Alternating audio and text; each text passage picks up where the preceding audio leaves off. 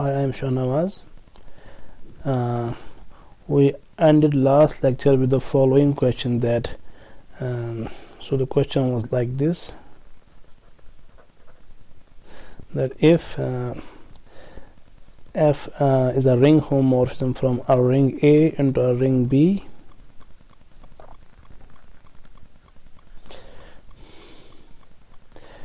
then check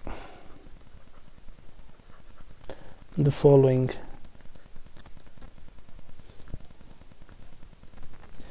So first is if say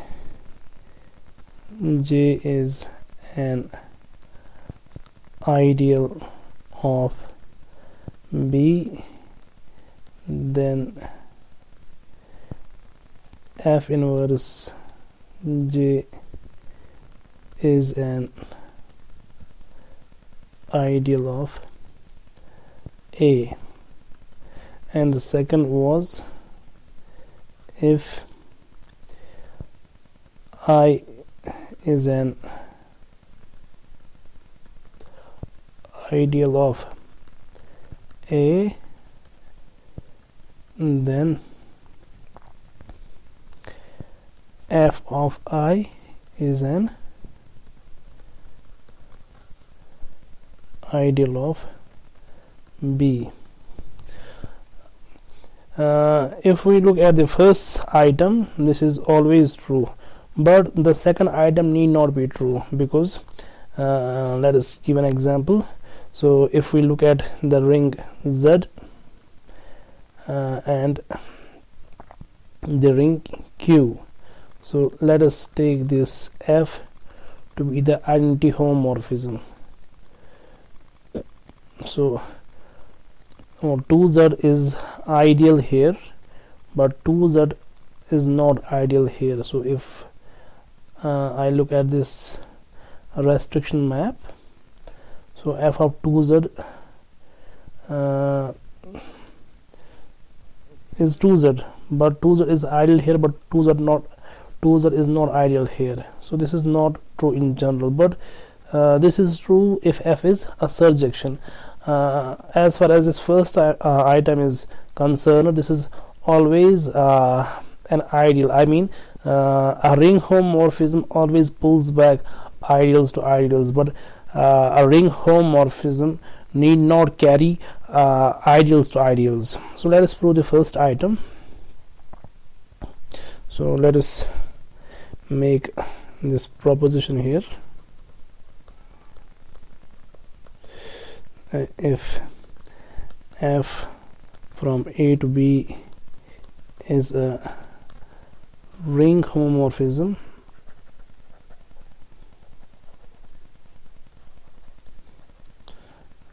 and J is an ideal of B, then F inverse J is an ideal of A. So let us prove this. So first we define this F inverse J. I mean, we have, so this F inverse J is all those elements in A whose image is in the ideal J of B. So this is our F inverse J. Now to prove this is an ideal, what we have to prove? We have to prove it is closed under addition, and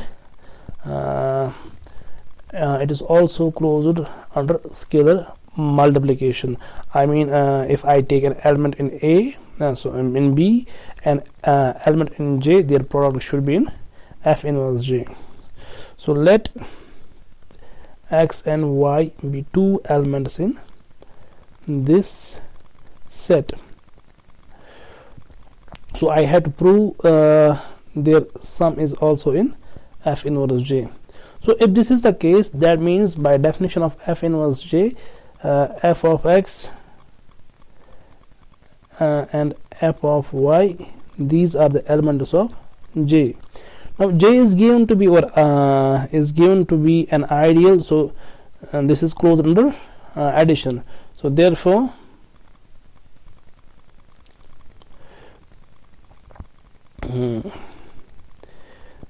x plus y is in f inverse j, because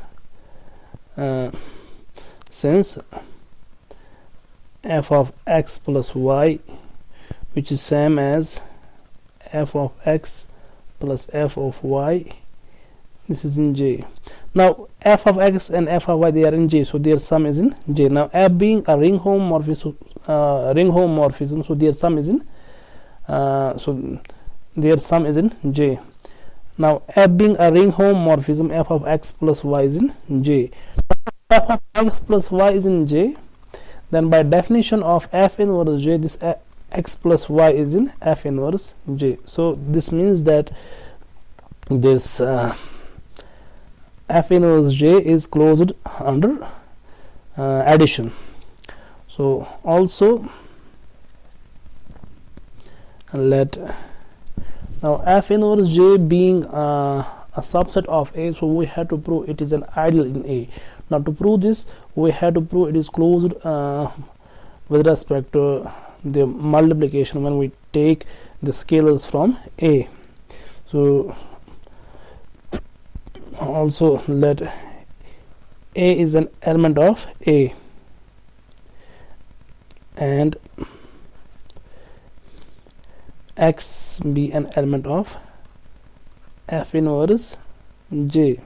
So these are two arbitrary elements. Now let us look at their product. So one should note here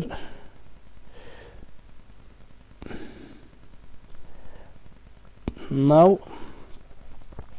f of ax, which is same as f of a, f of x.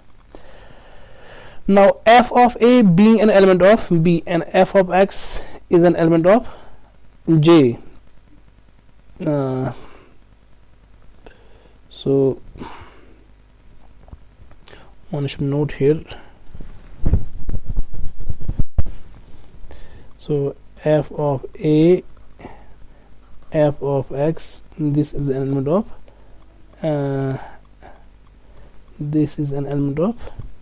j, because x is an element here, so f of x is an element of j. Now f of x being an element of j and j being an ideal, so if we take any element in B and multiply it with an element of j, the new element will be in j. So since f of x is in j, so this implies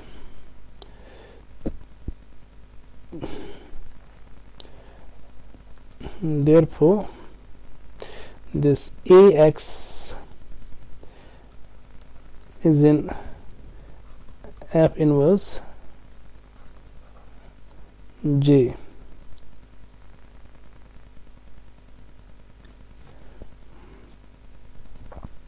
So actually this is equal to, so this is f of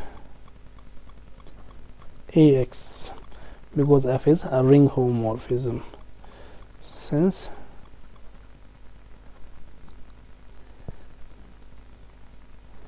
there is no need to write this, so this proves the item first. Now if we set f to be a surjective homomorphism, then the second item is true as well. Now we will see this in the next proposition, but before that let us recall the definition of a quotient ring. So what we did in the last lecture, that we know that this, if A is a ring and I is any ideal in A, then A mod I consists of the elements of the form A plus I, where this A is in A. So this set is a ring with respect to the operations A plus I plus A plus B plus I is actually A plus B plus I for all A and B in A, and A plus I times B plus I, this is A dot B plus I for all A and B in A. So this is a ring with respect to these two operations. Now let us make a remark here. So we can always define, or let us write this way, we always have a ring homomorphism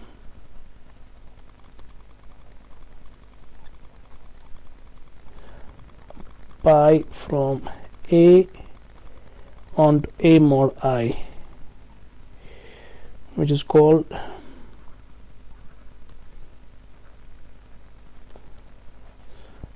canonical projection,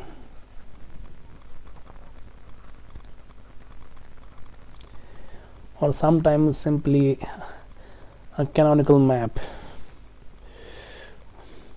So which is called canonical projection, and this map is defined as, so this is defined naturally as, so this pi, this takes an element in A and it takes this element to its coset. So obviously from the definition, this map is a surjection. Now we have this a very good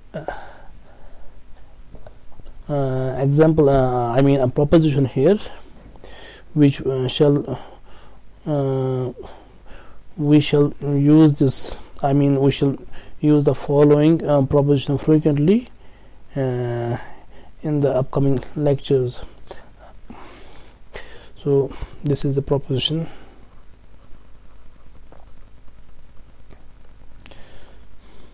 So there is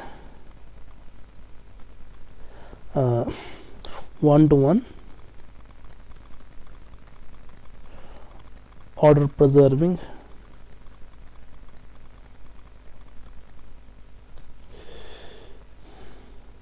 correspondence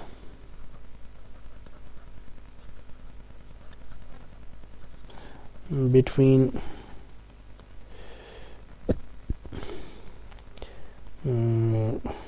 the ideals, between the ideals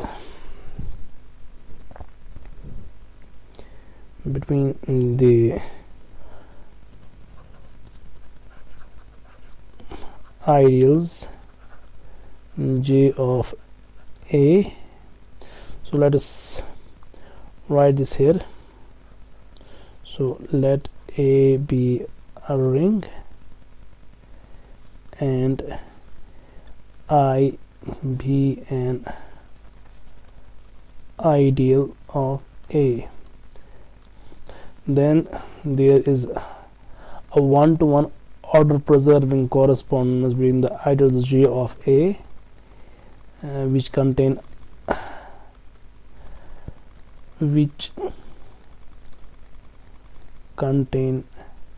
I and the ideals of this A mod I.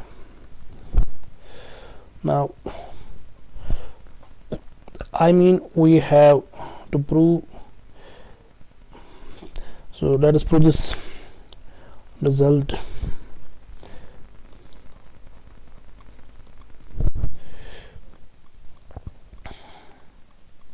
So one should also note here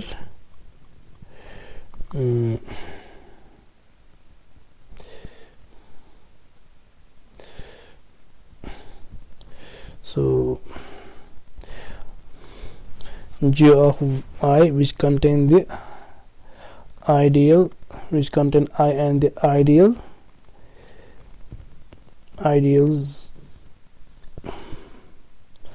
say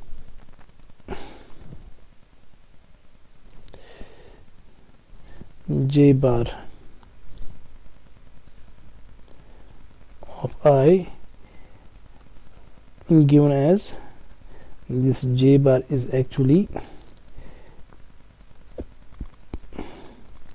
inverse image of the ideal. So I mean this ideal J is actually the inverse image of the ideal J bar of A mod I. Here this pi is the canonical map. Now let us prove this result here. So let lambda be the set of all ideals of A that contain I, and say delta be the set of ideals of A mod I. Now what we have to prove? We have to prove there is a one-to-one order preserving correspondence between these two sets. So let pi from A to A mod I be the canonical projection, be the canonical projection, i.e. pi takes the element say x in A to the coset x bar, which is actually the coset determined by x.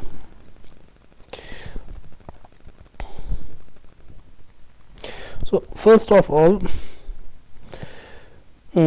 we show that pi j is an ideal.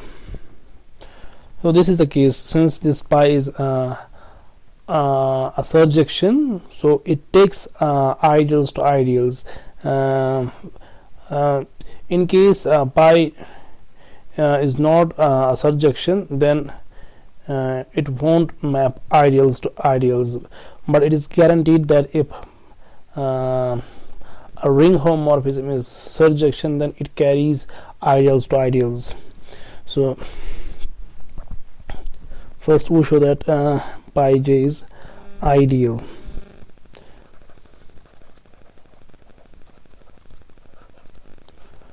Pi j is an ideal. Now to prove this is an ideal, what we have to prove? We have to prove it is closed under addition and scalar multiplication.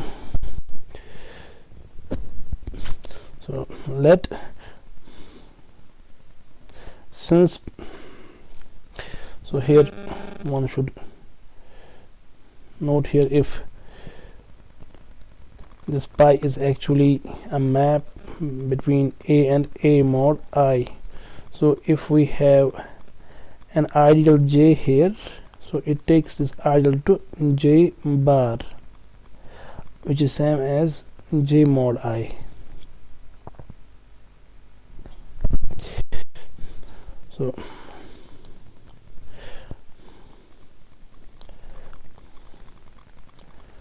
pi j is actually J mod I.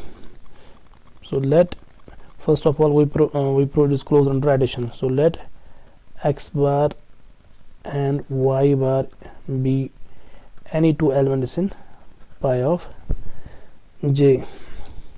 So this implies that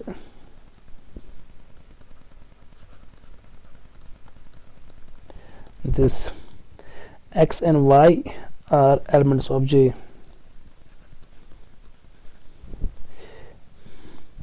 Which further implies their sum is an element of J, because J being an ideal. Now if this sum is in J, hence x plus y bar, which is same as pi of x plus y. So this is an element of pi of J. Now this x plus y bar is same as x bar plus y bar. So we chose two arbitrary and real elements in pi j and showed that their sum is in pi j. So this is closed under addition. Now to prove it is closed under scalar multiplication, so let us pick a scalar in A mod I. Now let say x bar be an element of A mod I, and let us choose an element, say y bar in pi of J. We have to prove their product is in pi of J. That is, we have to prove pi of J is closed under scalar multiplication. We have x bar dot y bar, which is same as pi x pi y, because we have defined our map to be, it takes an element A to A plus I, which is same as A bar. This is just a notation. So this is pi of x plus y, because pi is a ring homomorphism. So this is an element of pi of J. This shows that this is true, because since this is not, this is product here, this is xy here. Since this x being an element of A and y being an element of J implies xy is in J.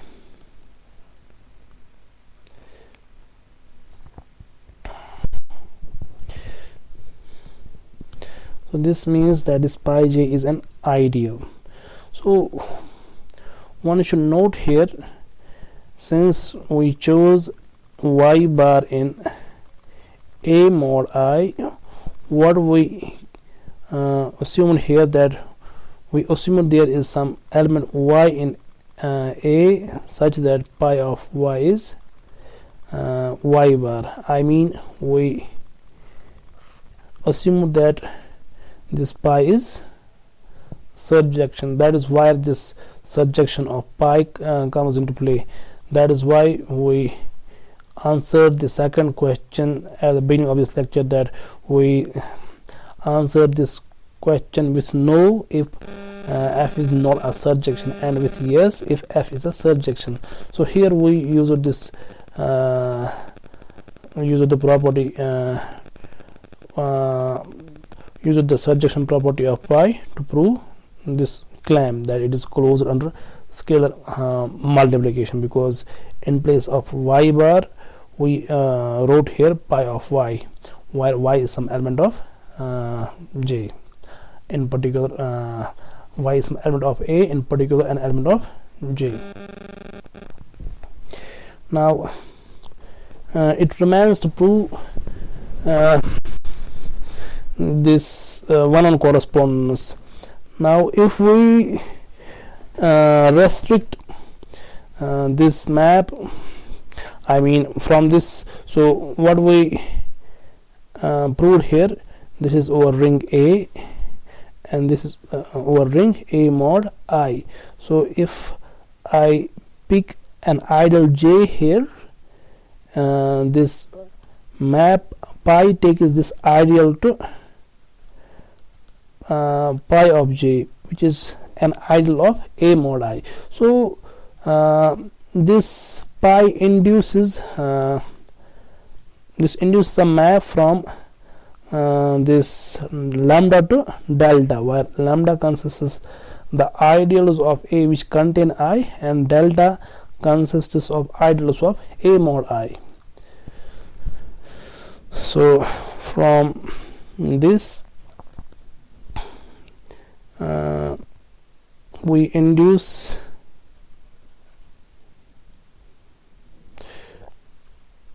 a map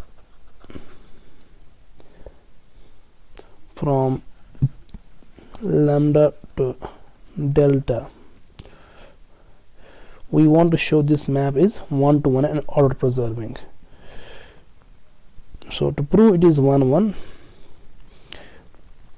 so we want to show this map, I mean this inducer map is one-to-one and order preserving.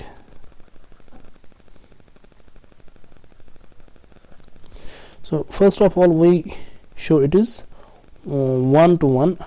So we have this map pi from lambda to delta. This is the induced map. So now this lambda consists of the ideals of A which contain I, and delta consists of the ideals of A mod I. So now to prove it is 1-1, suppose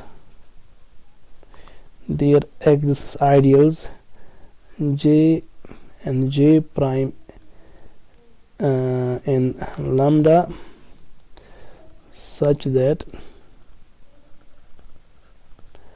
pi of J is same as pi of J prime. So to prove this pi is this induced map is 1-1, we have to prove J is same as J prime. If J is J prime, we are done. Suppose not. If this is not the case, that means there is some element, say x in J, such that x is not in J prime.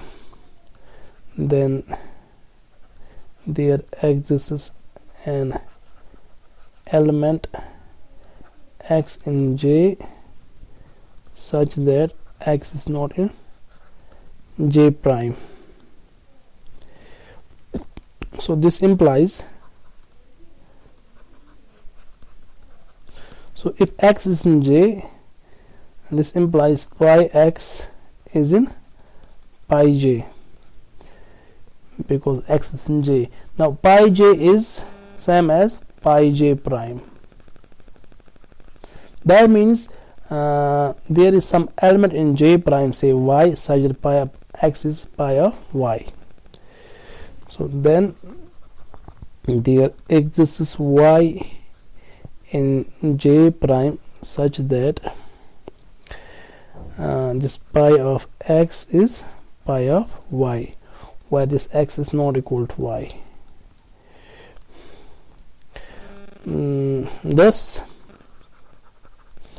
if we look at this difference, pi y minus x, which is same as pi of y minus pi of x, so this is 0.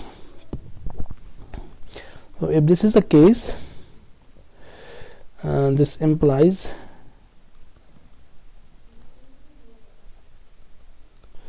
this y minus x, this is actually in the kernel of pi. Now kernel of pi is same as, since pi is a map from A to A mod I, so kernel of pi is same as I. So this is in I. thus y minus x is a for some a in I. Now since this y is in J prime and a is in I, now I is given to be an ideal and this I is container in J prime.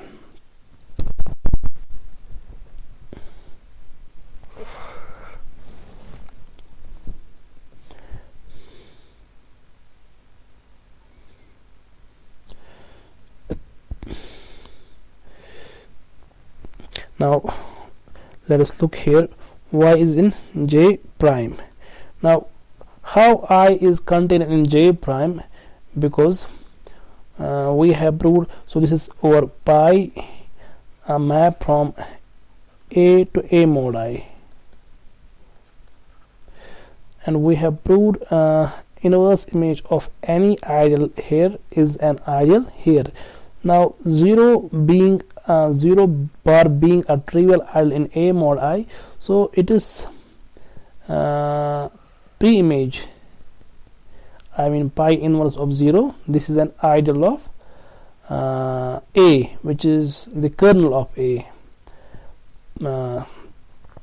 Now here we have, so this pi inverse of 0, this is actually the kernel of pi, which is same as I. Now here we have this ideal, say J prime or J. Now any ideal in A mod I consists of the 0. So if this is the case, that means inverse image of any ideal here in A mod I consists of the kernel of pi, which is the ideal I. So that is why we wrote here I is contained in J prime, because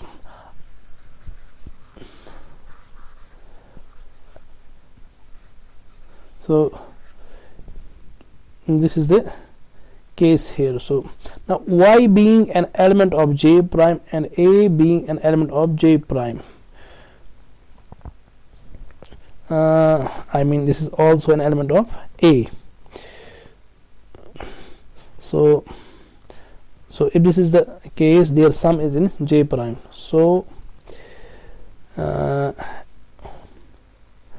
y plus A is in J prime, but one should note here this y plus A is same as x, so this x is in J prime. So this is a contradiction, because we assumed here that this x is not in J prime, so this is a contradiction. Therefore this pi, therefore this induced map pi is 1 to 1. Now to prove this order preserving, what do we mean by an order preserving map? So on delta and on gamma and delta we have this natural order, which is the inclusion. So if I take two ideals here, I1 and I2, they are comparable. I mean I can say this I1 is less than I2 if and only if I1 is contained in I2. So this is the order here, and similarly we can order this delta with this inclusion order. Now we say a map is order preserving or isotone if we have I1 is contained in I2 and there is this map pi from lambda to delta. So we say this pi is order preserving or isotone if pi of I1 is contained in pi of I2. So and sometimes if pi of I1 contains pi of I2, then we say pi is antitone. So now we have to prove this pi in this inducer map is actually order preserving. So now if J is contained in J prime, then for all x in J prime which is contained in J, pi of x is contained in pi of J prime, because pi of J, because if x is an element of J prime, so pi of x is an element of J prime.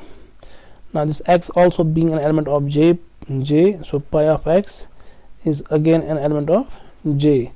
So this means that pi of J prime and pi of J. So this means that this implies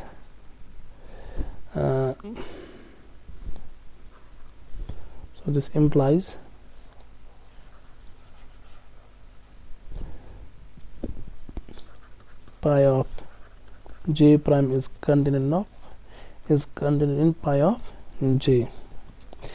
Now let us look at this ideal pi. So if we look at this ideal pi inverse in J bar, so J bar, so this is over ideal A, and this is over ring A, this is over ring A mod I. So this is the ideal J bar here, and J bar consists the zero element here, I mean the zero bar. So if we look at the inverse image of this pi here, so this is the pi inverse here, so the inverse image of this map is actually this element here, which is also an ideal. So this is kernel of pi, which is same as I. Now if we look at the inverse image of J bar here, this will be an ideal which contain the inverse image of 0 as well, i.e. which consists of the ideal I. So the inverse of J bar will be the J which contain I, because 0 bar lies in J bar and the inverse image of 0 bar is I. So that is why this pi inverse J bar is J, which is an ideal which contains I. So this completes the proof.